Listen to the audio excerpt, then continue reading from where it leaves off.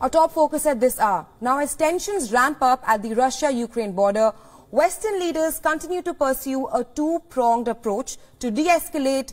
That is, one is to increase military assistance to Ukraine, and the second is to continue full diplomatic efforts to defuse the crisis. Now, in the latest, Ukraine has urged Moscow to pull back its troops from Ukraine's border and continue talking to the West if it is serious about resolving the situation. Remember, Russia has deployed over 100,000 troops and heavy armor along Ukraine's borders, sparking fears of a Russian invasion. The United States and Britain too stepped up efforts to keep Moscow under pressure, saying that new devastating sanctions are being prepared against Russian individuals.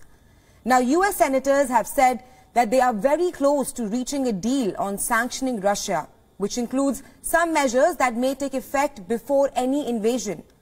Now, this is because of actions Russia has already taken, like cyber attacks or the efforts to undermine the Kiev government.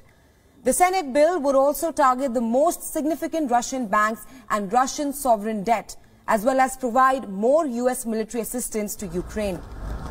Experts say that such sanctions hitting Russian banks and financial institutions would not only affect daily life throughout Russia, but could roil major economies in Europe and elsewhere.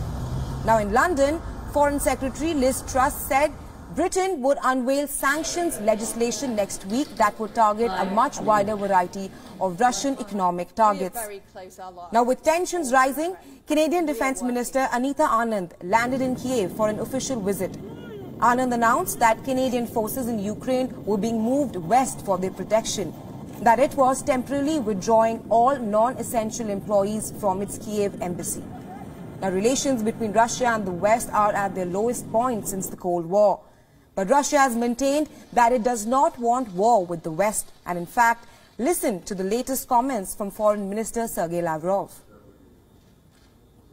Здесь иллюзий нет. Мы хотим добрых, ровных, взаимоуважительных, равноправных отношений с Соединенными Штатами, как и с любой другой страной мира. Об этом президент. И научные горьким опытом мы не хотим оставаться в положении, когда наша безопасность просто ущемляется повседневно.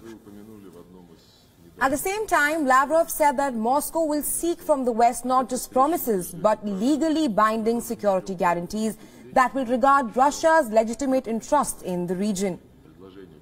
Now, Russia says it wants respectful and equal relations with the world, and yet Russian state TV showed the country's new Sukhoi fighter jets being deployed to the Kaliningrad region.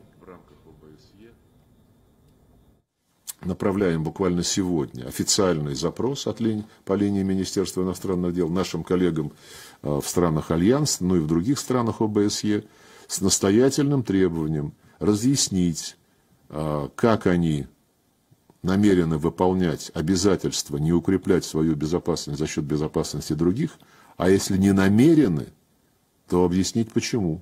Это будет ключевым вопросом при определении наших дальнейших действий, предложения о которых мы будем докладывать президенту России.